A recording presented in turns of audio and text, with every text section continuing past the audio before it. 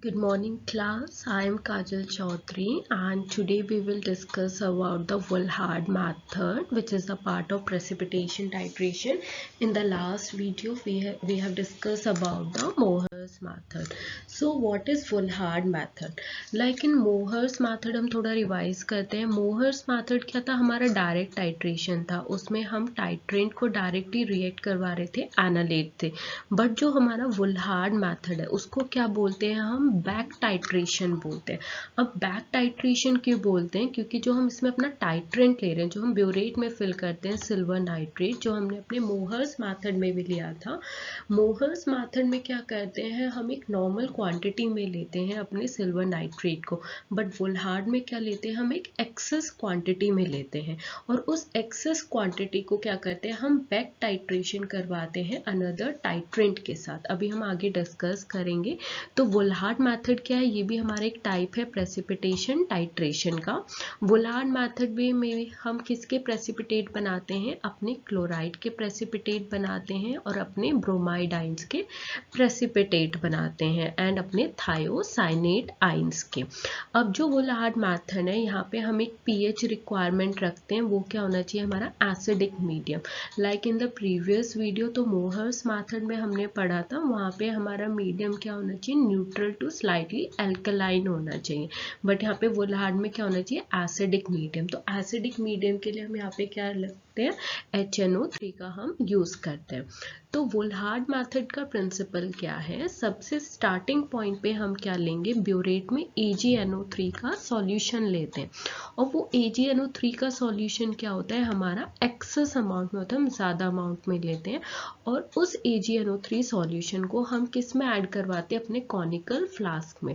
अब उस conical flask में क्या प्रेजेंट होता है? या तो क्लोराइड प्रेजेंट होते हैं या फिर ब्रोमाइड आइंस प्रेजेंट होते हैं. तो जो टाइट्रेंट का जो हमारा सिल्वर आइंस है, Ag आइंस, वो किसके साथ रिएक्ट करेगा? Like Ag plus ions react किसके साथ करेंगे? हेलाइड के साथ. अगर कॉनिकल फ्लास्क में क्लोराइड प्रेजेंट है तो क्या बनेगा? Silver chloride.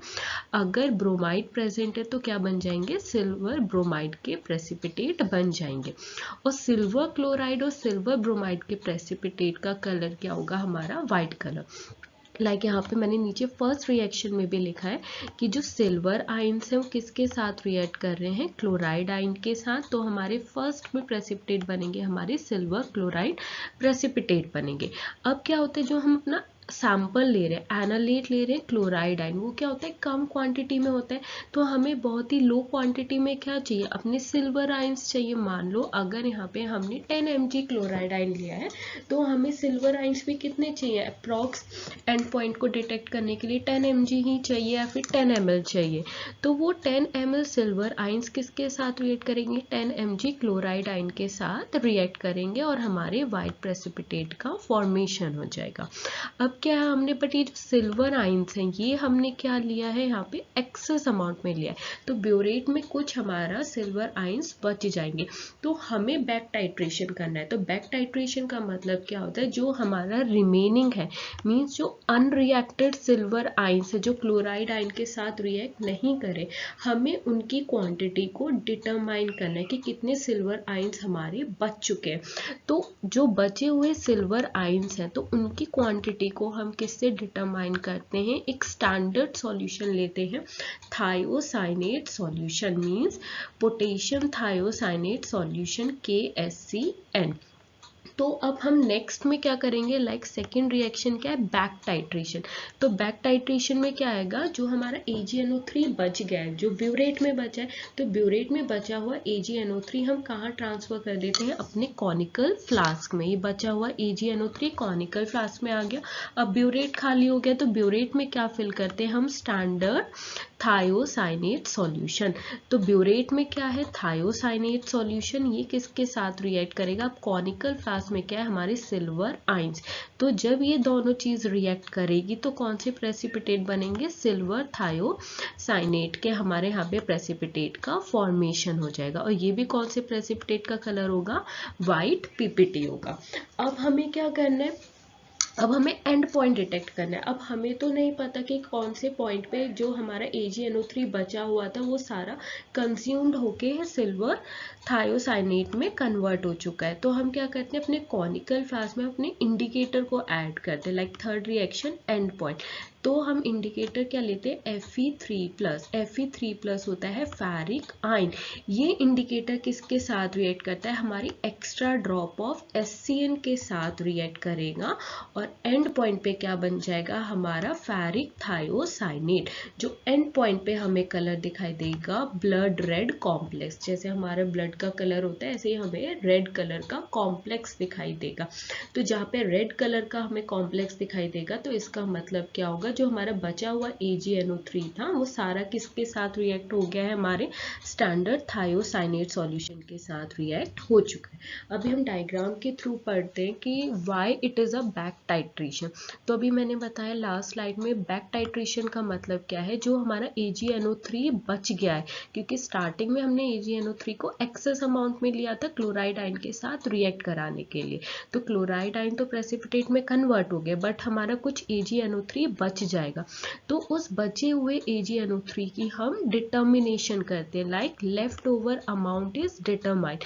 तो बचे हुए AgNO3 की हम डिटर्मिनेशन किससे करते हैं, किसके साथ रिएक्ट करवाएंगे, पोटेशियम थायोसाइनेट के साथ। लाइक अगर हम फर्स्ट डायग्राम देखें तो ब्यूरेट में हमने क्या ऐड करा है, AgNO3, और वो क्या है, एक्सेस अमाउंट में हमारा ऐड है।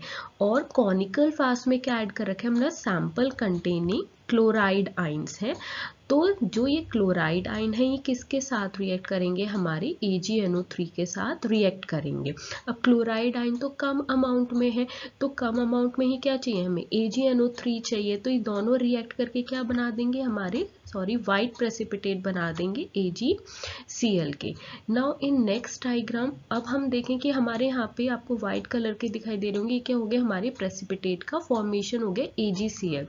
अब इस कॉनिकल फ्लास्क में क्या है, व्हाइट प्रेसिपिटेट बन चुके हैं AgCl के, क्लोराइड आयन सारा खत्म होके प्रेसिपिटेट में कन्वर्ट हो गया। अब क्या है, ब्यूरेट में हमारा कुछ AgNO3 बच गया है। अब उस बचे हुए AgNO3 को हमें डिटरमाइन करना है। तो हम क्या करेंगे, जो बचा हुआ AgNO3 है उसको हम ट्रांसफर कर देंगे इसी सेम कॉनिकल फ्लास्क में जिसमें AgCl के प्रेसिपिटेट ऑलरेडी प्रेजेंट है। लाइक एरो के ऊपर आपको दिखाई दे रहा होगा, unreacted AgNO3 titrated with thiocyanate.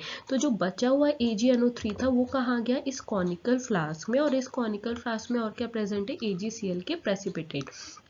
तो अब इस वाले कॉनिकल फ्लास्क में क्या है, अनरिएक्टेड AgNO3 जिसकी क्वांटिटी हमें डिटरमाइन करनी है, हमें एसिडिक मीडियम रखना है HNO3, और इसमें हमारे AgCl के प्रेसिपिटेट भी हैं, और एंड पॉइंट को डिटेक्ट करने के लिए फेरिक इंडिकेटर है।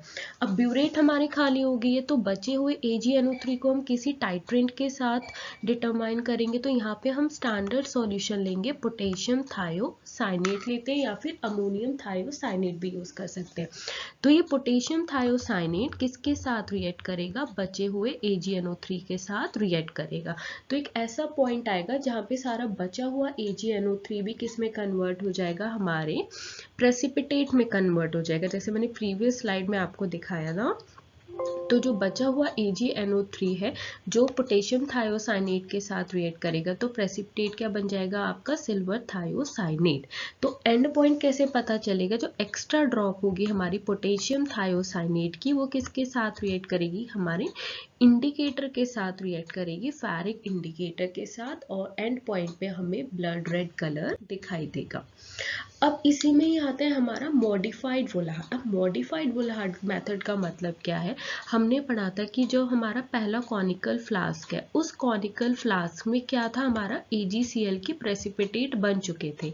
अब उसी AgCl वाले प्रेसिपिटेट जो कॉनिकल फ्लास्क में, उसी में ही हमने क्या ऐड कर दिया था, अपना बचा हुआ AgNO3 को भी हमने उसमें ऐड कर दिया था। ये लिखा है कि द मॉडिफाइड वोलाहार्ड मेथड क्या है, is a back titration technique, जहाँ पे हम क्या करते हैं, जो AgCl के जो प्रेसिपिटेट हैं पहले कॉनिकल फ्लास्क में हमने उनको फिल्टर आउट नहीं करा।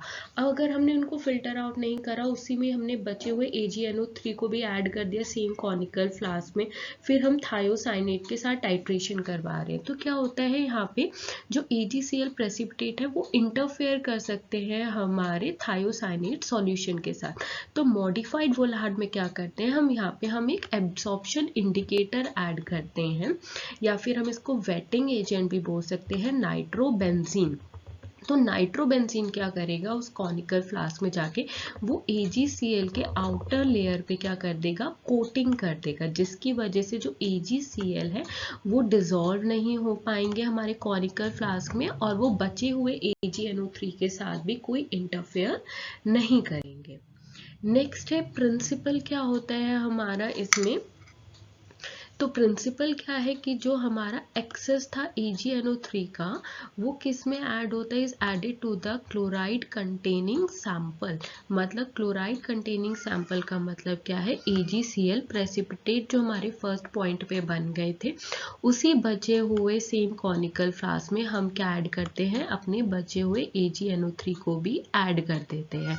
तो अगर हम बचे हुए AgNO3 को ऐड कर रहे हैं AgCl प्रेसिपिटेट में, तो क्या होगा हमारा यहाँ पे, तो जो AgCl प्रेसिपिटेट है वो क्या हो गया, हमारे डिजॉल्व हो सकते हैं। तो हमें क्या करना है, इनको डिजॉल्व होने से बचाना है। तो डिजॉल्व होने से हम कैसे बचा सकते हैं अपने AgCl प्रेसिपिटेट को, हम उसमें क्या ऐड करेंगे, अपने नाइट्रोबेंजीन को ऐड करेंगे, जो क्या है एक एब्जॉर्प्शन इंडिकेटर है या फिर वेटिंग एजेंट। ये नाइट्रोबेंजीन क्या करेगा, इस AgCl प्रेसिपिटेट की आउटर लेयर पे क्या कर देगा, उसको कोट कर देगा, मींस कवर कर देगा, ताकि अगर सेम कॉनिकल फ्लास्क में हम बचे हुए AgNO3 को भी ऐड कर रहे हैं तो क्या होगा, ये AgCl प्रेसिपिटेट इंटरफेयर नहीं होगा और ना ही ये हमारा डिसॉल्व हो पाएगा। लाइक मैंने सेम यहीं पे लिखा है, so that it does not react further और गेट डिसॉल्व। तो जो हमारा बचा हुआ AgNO3 है सेम कॉनिकल फ्लास्क में, फिर हम उसको डायरेक्टली टाइट्रेट करवा सकते हैं अपने पोटेशियम थायोसाइनेट के साथ यूजिंग फेरिक इंडिकेटर। तो एक ऐसा पॉइंट आएगा जहाँ पे बचा हुआ AgNO3 है वो सारा रिएक्ट कर जाएगा, और हमें कब पता चलेगा, जब वहाँ पे ब्लड रेड कलर का फॉर्मेशन होगा। और ब्लड रेड कलर का फॉर्मेशन क्यों होगा, क्योंकि वहाँ पे आपका फेरिक थायोसाइनेट कॉम्प्लेक्स बनेगा।